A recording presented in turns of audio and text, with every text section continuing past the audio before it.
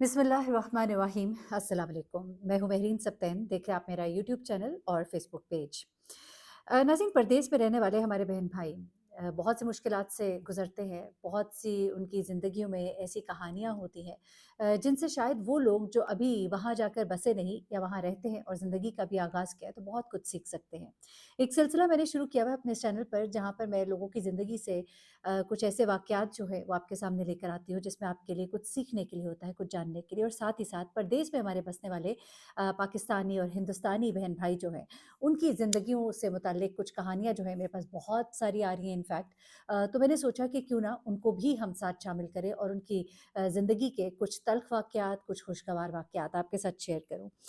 ये जो स्टोरी है, ये कहानी तो कुछ आप कहिए कि कुछ लोग कहेंगे बड़ा ही बोल्ड टॉपिक जो है वो मैंने ले लिया, लेकिन इसमें हमारी बच्चियाँ जो शादी होके जाती हैं, ज़िंदगी का आगाज़ होता है, बहुत सी बातों के बारे में इसलिए भी इतना नहीं इल्म हो पाता कि ख़ास तौर पे वो फैमिलीज़, वो कपल्स जो न्यूली मैरिड हैं या उनकी शादी को थोड़ा अरसा गुज़रा है। शुरू-शुरू में जब अपने घरों में होते हैं, अपने मुल्क में होते हैं, तो बड़े होते हैं, बूढ़ियाँ होती हैं, बुज़ुर्ग होते हैं, जो उनको समझाते हैं, सिखाते हैं, दुनिया के उतार-चढ़ाव जो है, उसके बारे में उनको आगाह करते हैं। लेकिन जब आप इस तरह से जाते हैं, तो आप बहुत सी चीज़ों के लिए एक्सपोज़्ड होते हैं कि आपने उनसे गुज़र कर ही सीखना होता है। तो शायद आप इसको समझ लेंगे, तो आप कुछ बातों से गुज़रे बगैर सीख लेंगे। मीना और किशोर जो है, ये इंडिया से इनका ताल्लुक था। ये बेसिकली दिल्ली से कहें कि ये गए थे वहाँ इंग्लैंड, और साथ ही नाजिया और आशिर, ये पाकिस्तान के शहर लाहौर से इनका ताल्लुक था, और ये यहाँ से जाते हैं इंग्लैंड, और ये दोनों जो है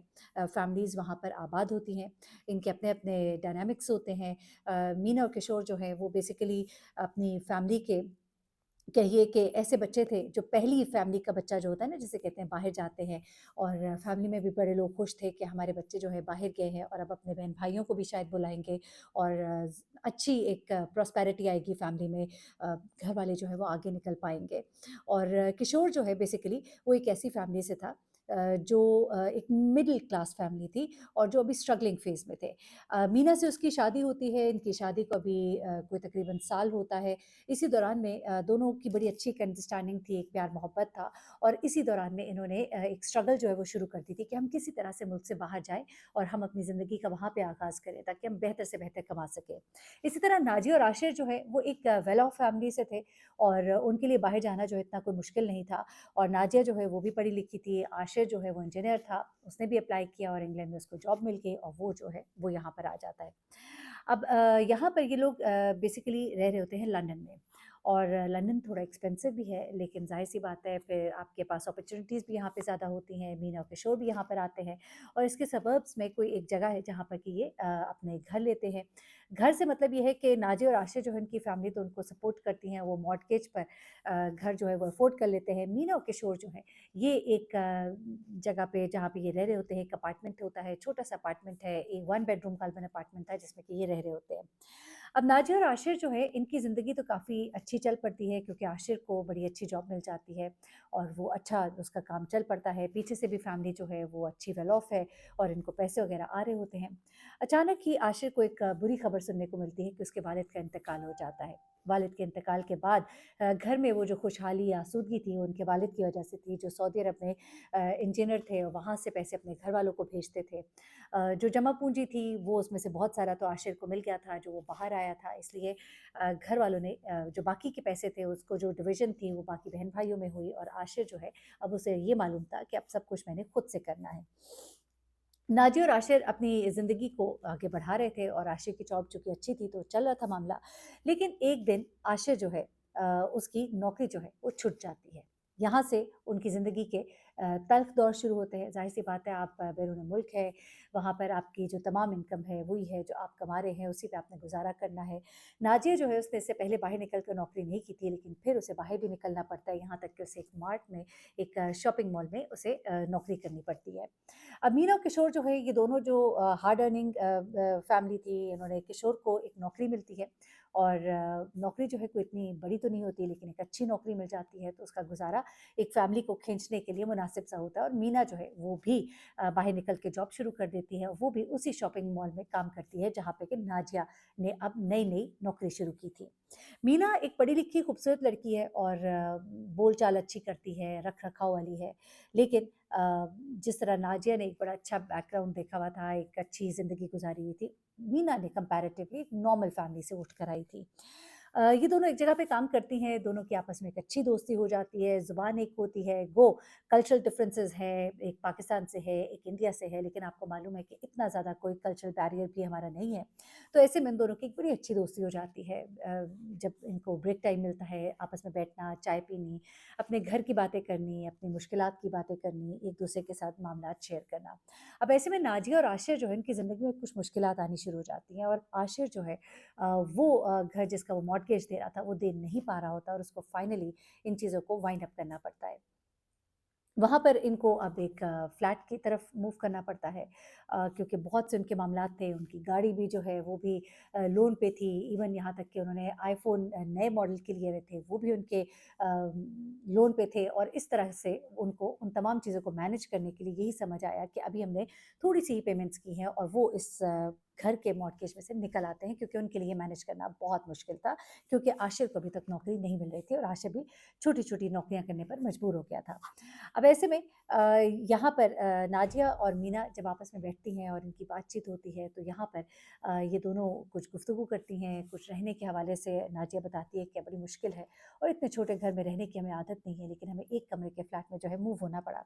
मीना ने भी कहा कि हमें भी एक कमरे के फ्लैट में मूव होना पड़ा और मेरे यहाँ तो बच्चे की विलादत भी होने वाली है और मैं भी चाहती हूँ कि हम अपनी ज़िंदगी को थोड़ा बेहतर करें।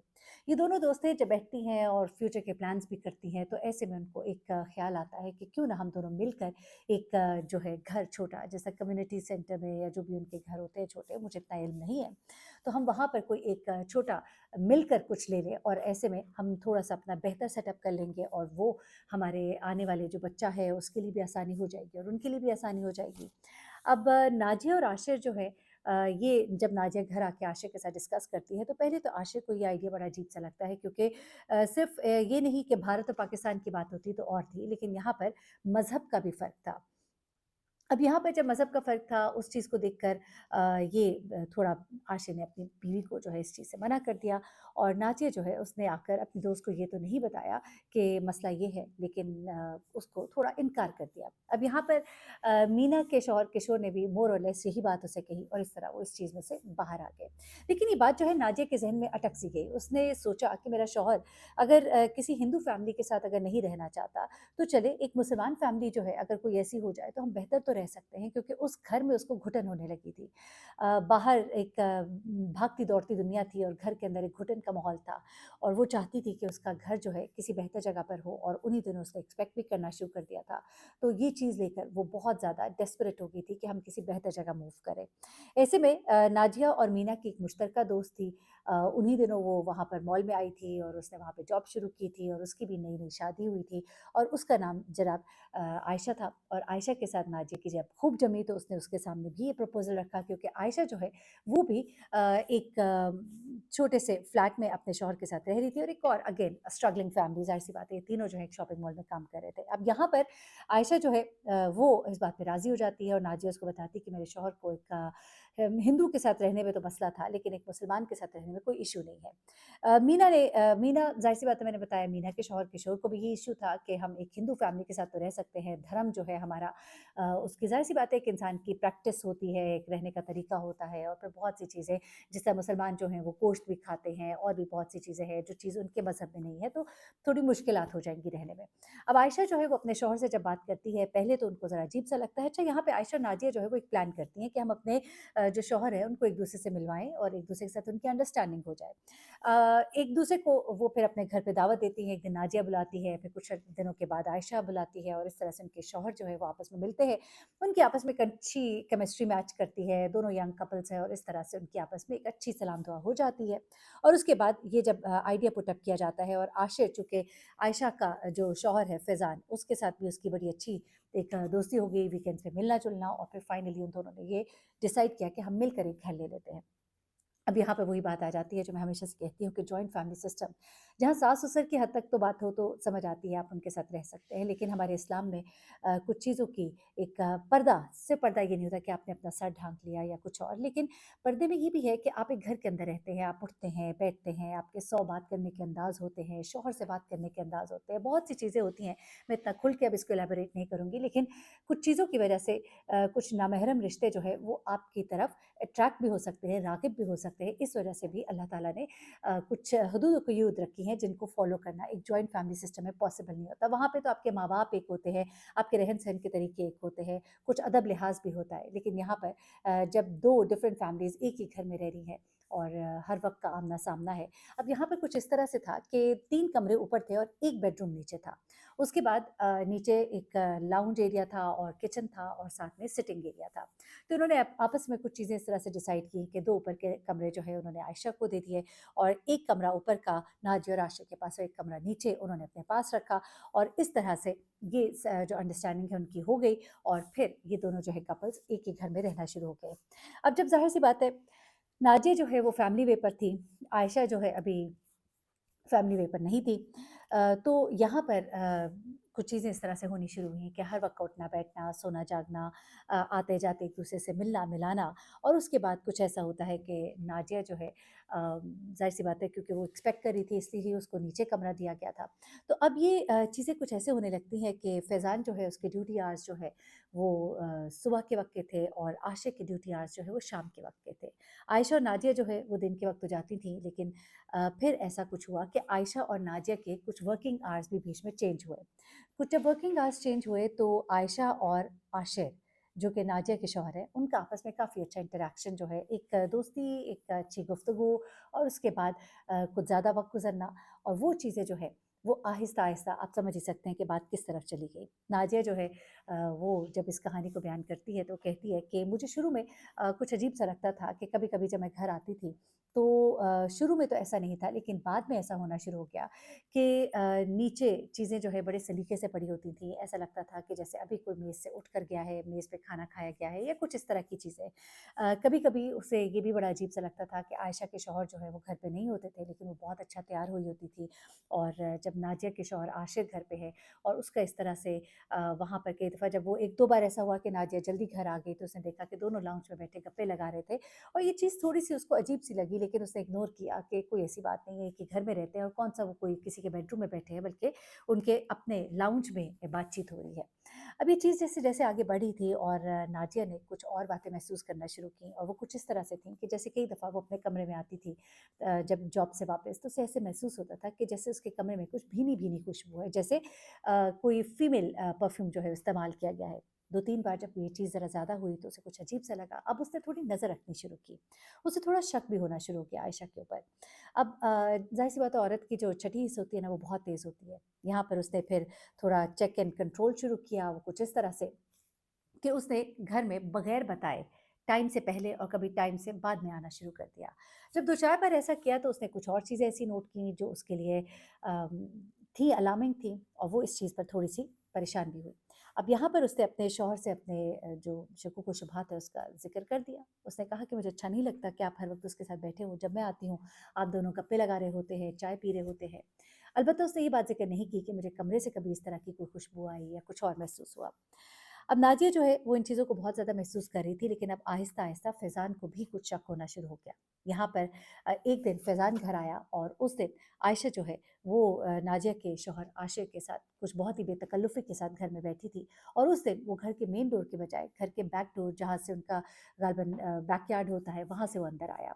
और वो चीज़ जो है उस दिन उसके लिए बहुत ही तकलीफ़देह भी थी। उन दोनों में खूब लड़ाई भी हुई, यहाँ तक कि हाथापाई उसकी हुई। फैज़ान ने आशिर का गिरबान पकड़ लिया और दोनों ने एक-दूसरे को खूब बुरा-भला कहा और उसके बाद आयशा को फैज़ान ने कहा कि अपना सामान समेटें और हम अब यहाँ पर नहीं रहेंगे। लेकिन फिर यही ज़ाहिर-सी बात है उनके कुछ मामलात थे। नाज़िया कहती है मैं भी घर आई, मुझे इन तमाम बातों का पता लगा और मैंने भी वहाँ पर फैज़ान को ये बात कही कि भाई ये चीज़ें मैं काफ़ी दिनों से नोट कर रही थी लेकिन मेरी हिम्मत नहीं हो रही थी और मेरा यकीन नहीं था, मुझे यकीन नहीं आ रहा था कि ये सब कुछ हो सकता है। लेकिन ये बातें जो है नाज़िया कहती है कि मैं अंदर ही पी गई, ना मैंने अपने शौहर से ज़िक्र किया, ना फैज़ान से कि मुझे वो जो कमरे कमरे से खुशबुएँ आती थी, वो कैसी थीं। एक शख्स है जो दिल में बैठ सा गया है। मेरे यहाँ अब बच्चे की विलादत भी हो गई, हम दोबारा से उस छोटे फ्लैट में मूव कर गए। इसी दौरान में आशिर की अच्छी जॉब भी हो गई। लेकिन वो जो एक शक है, वो जो एक बीज मेरे दिल में बोया गया है, कभी-कभी सोचती हूँ तो ख़्याल आता है, फिर बहुत गुस्सा भी आता है, तकलीफ़ भी होती है। आशिर से मैं बेवजह नाराज़ भी हो जाती हूँ, ये सोचकर कि आयशा शायद मेरे कमरे में भी आया करती थी। लेकिन इस बात का ना कोई प्रूफ़ है मेरे सामने, लेकिन फैज़ान ने तो कुछ ऐसा देखा था जिसकी वजह से उन दोनों में शदीद लड़ाई हुई और आयशा को लेकर वो अलग हो गया। वो जो 2 दोस्तें थीं, ना वो दोस्तें रहीं, नाज़िया ने वहाँ से जॉब भी छोड़ दी और उसके बाद नाज़िया और आशिर जो है एक फ्लैट में मुंतकिल हुए और अपने उन्हीं रिसोर्सेज़ में उसने कहा कि मैं गुज़ारा करूँगी, बजाए इसके कि बेहतर के चक्कर में आप अपने घर को ही ख़राब कर लें, तो बेहतर है कि थोड़े में अच्छे से रह लें और अपने घर की प्राइवेसी को इस तरह से ख़राब ना करें। मैंने कहा आपके साथ शेयर करती हूँ, कई दफ़ा लोग मिलकर कुछ प्लान कर लेते हैं, ये फैमिली मेंबर्स भी होते हैं, चाहे वो आपके सगे भाई क्यों ना हो, बेहतर है कि आप अलग से रहें। मेरा अपना ये ओपिनियन है, आप क्या समझते हैं ज़रूर शेयर कीजिएगा। दुआ में याद रखिएगा। अल्लाह हाफ़िज़।